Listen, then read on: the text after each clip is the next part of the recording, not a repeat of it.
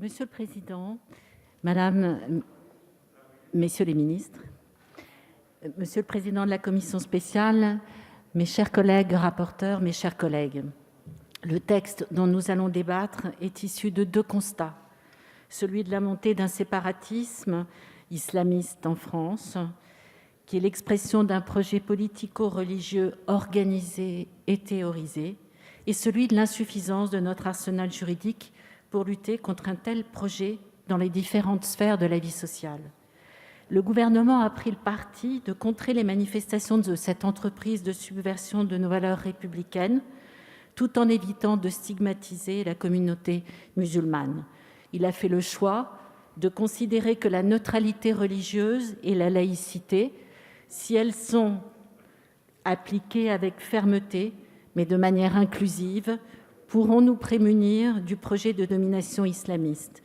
Il s'agit d'un choix partagé par une large majorité de la représentation nationale.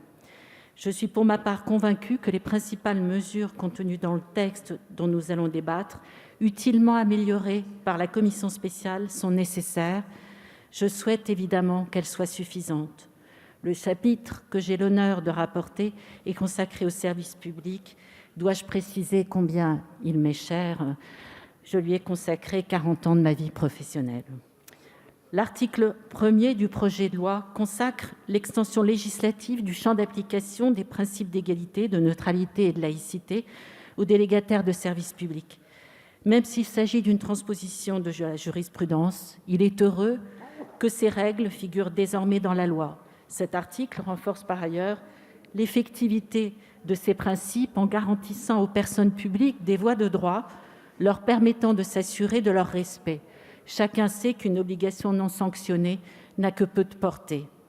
À titre personnel, j'ai pourtant un regret que tous les participants au service public qui concourent à l'exécution de ce service sans avoir la qualité d'agent public ne soient pas soumis à ces mêmes principes. Et ce, en raison de la position prise par le Conseil d'État. Il me semble que c'est au législateur de trancher cette question qui concerne l'ensemble des services publics et pas seulement celui de l'éducation nationale. De nombreux amendements sont déposés en ce sens devant notre Assemblée qui pourra ainsi en débattre. À propos de l'article 3, concernant le FIJET, quelques observations. Le fichier judiciaire des auteurs d'infractions terroristes est, au terme de la loi, destiné à prévenir le renouvellement des infractions en matière de terrorisme et à faciliter l'identification de leurs auteurs. Le projet de loi a opportunément prévu qu'il soient enregistrées les condamnations émises en cause concernant les infractions d'apologie du terrorisme et de provocation au terrorisme. Le texte a été renforcé sur ce point par la commission spéciale, qui prévoit désormais que les personnes condamnées pour ces infractions seront soumises, comme les autres, mais pour une durée moindre, aux obligations déclaratives concernant leur adresse et changement d'adresse, ce sur quoi il serait regrettable de revenir, sauf à largement limiter la portée de cet article. Rattacher l'apologie du terrorisme à la liberté d'expression, même par le biais de ce qu'elle en serait un abus, dépasse mon entendement juridique et, je dois l'avouer, mon adhésion politique. L'apologie du terrorisme est un délit de droit commun, ce n'est pas un délit d'opinion. Cette infraction a sa place dans le code pénal et non dans la loi de 1880 sur la liberté de la presse.